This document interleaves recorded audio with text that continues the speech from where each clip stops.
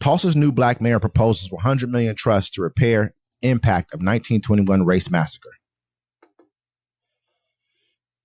Tulsa's new mayor on Sunday proposed a $100 million private trust as part of reparations plan to give descendants of the 1921 Tulsa Race Massacre scholarships and housing help in a city-backed bid to make amends for one of the worst racial attacks in U.S. history. The plan by Mayor Monroe Nichols, the first black mayor of Oklahoma's second largest city, would not provide direct cash payments to descendants or last two centenarian survivors of the attack that killed as many as 300 black people. He made the announcement at the Greenwood Cultural Center, located in one once thriving district of North Tulsa that was destroyed by a white mob. Nichols said he does not use the term reparations, which he calls politically charged, characterizing his sweeping plan instead as road to repair. For 104 years, the Tulsa Race Massacre has been a stain on our city's history, Nichols said Sunday after receiving a standing ovation from several hundred people. The massacre was hidden from history books only to be followed by the intentional acts of redlining, a highway built to choke off economic vitality and the perpetual underinvestment of local, state, and federal governments. Now it's time to take the next big step to restore. Nichols said the proposal wouldn't require city council approval, although the council would need to authorize the transfer of any city property to the trust, something he said was highly likely. The private charitable trust will be created with a goal to secure $105 million in assets, with most of the funding either secured or committed by June 1st, 2026, although details would be developed over the next year by an executive director and a board of managers. The plan calls for the bulk of the funding, $60 million, to go toward improving buildings and revitalizing the city's north side. The Greenwood district at its height was a center of commerce, Nichols said in a telephone interview. So what we lost was not just something from North Tulsa or the black community. It actually robbed Tulsa of an economic future that would have rivaled anywhere else in the world.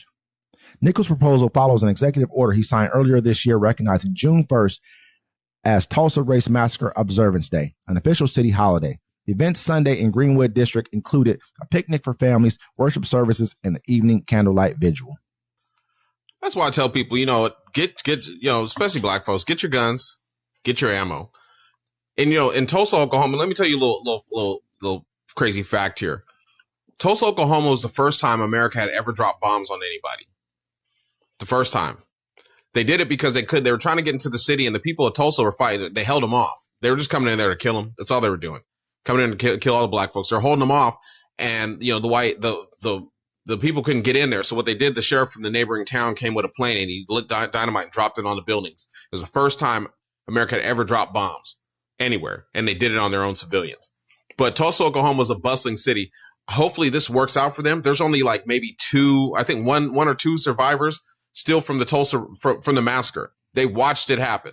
You know what I'm saying? And people always say, black folks haven't done this, haven't done that. No, we've done plenty. You have to realize when we came out of slavery, we knew how to do all the jobs. We knew how to build everything. You know what I'm saying? We knew how to do all that stuff because we were the free labor. So we came out, we built cities, we built our own jobs. And what happened? People got jealous and they came and burned it down and stole it from us. So you can't say that we haven't had anything. No, we've had plenty of stuff. Just like you see, and we reported earlier what they're doing in Memphis. They're sending toxic gas into the black community to kill them off. They made it so that we couldn't own banks for a long time. Blacks couldn't own banks at all, but we owned banks in our communities, though. We had them in these communities. We had movie theaters. There's bus line, transit systems, complete everything owned by us. Airports in this community owned by us. Not just this community, several others across the nation. It was very, very bustling cities. So, this is something that what he's saying makes a lot of sense. What he's saying is not about reparations. He said just restore. It's just a fact. This is what it is. This is what should be done across America.